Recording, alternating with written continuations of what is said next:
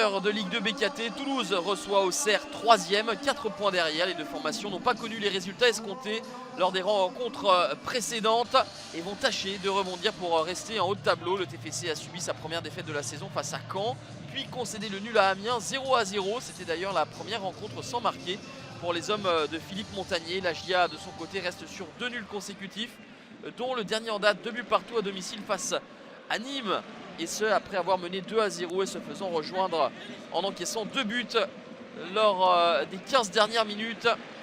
L'entame de match, elle est clairement à l'avantage des Toulousains et qui vont ouvrir le score dès la 4e minute de jeu grâce à Rhys Haley. Le buteur anglais fausse compagnie à l'arrière-garde auxerroise. Pas de position de hors-jeu. Rhys Haley est couvert. Et derrière, il vient avec un petit peu de réussite, il est vrai, tromper Donovan Léon. Moins de 5 minutes de jeu et déjà 1-0 pour la formation de Philippe Montagnier. Les Auxerrois sonnés vont avoir du mal à se remettre en ordre de marche. Et nous sommes quasiment dans la continuité du but de Rhys Haley. 7 minutes de jeu simplement. Et le festival de Rafael Ratao.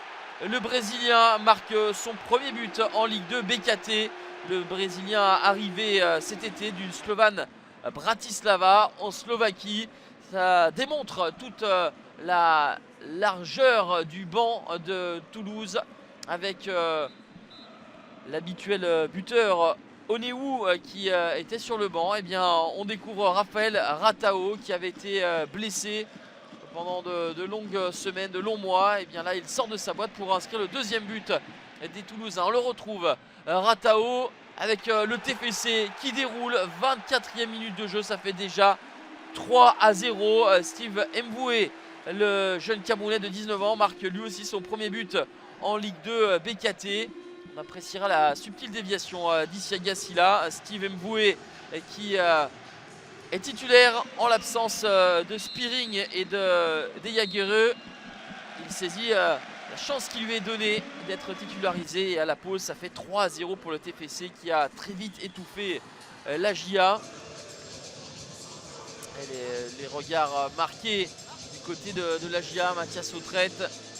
Notez que le TFC a connu 11 buteurs différents depuis le début de la saison. De l'autre côté, Gaëtan Charbonnier, le meilleur réalisateur de Ligue 2 BKT, n'a que très peu eu l'opportunité de s'illustrer. On va surtout retrouver dès le début du second acte Rafael Ratao, le doublé pour le Brésilien.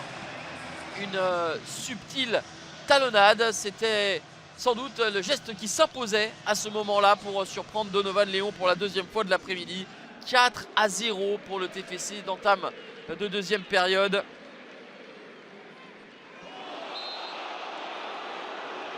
Le cauchemar va se poursuivre pour la GIA avec cette faute et cette semelle levée par Rémi Dugimon qui va être exclu par Monsieur Schneider. En plus d'être mené 4-0, les Auxerrois se retrouvent en infériorité numérique et Toulouse va insister, pousser. Donovan Léon est quelque peu laissé à l'abandon par sa défense qui prend l'eau.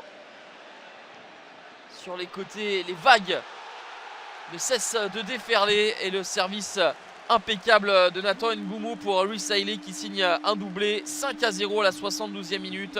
7e réalisation pour Rhys Haley. C'est la moitié de son total de la saison dernière. Et son deuxième doublé après celui inscrit en tout début de saison face à Nancy.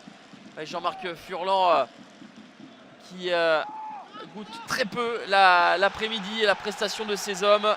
84e minute, 6-0 avec Rasmus Nicolaisen, le défenseur danois qui marque son premier but en Ligue 2 BKT. La GIA avait encaissé seulement 7 buts en 11 journées. Et bien là, les hommes de Jean-Marc Furlan en concèdent 6 simplement en une après-midi. Il y aura eu une vaine réaction et cette barre transversale en toute fin de match. Mais Maxime Dupé a été sauvé. Pas de réussite pour Gaëtan Perrin.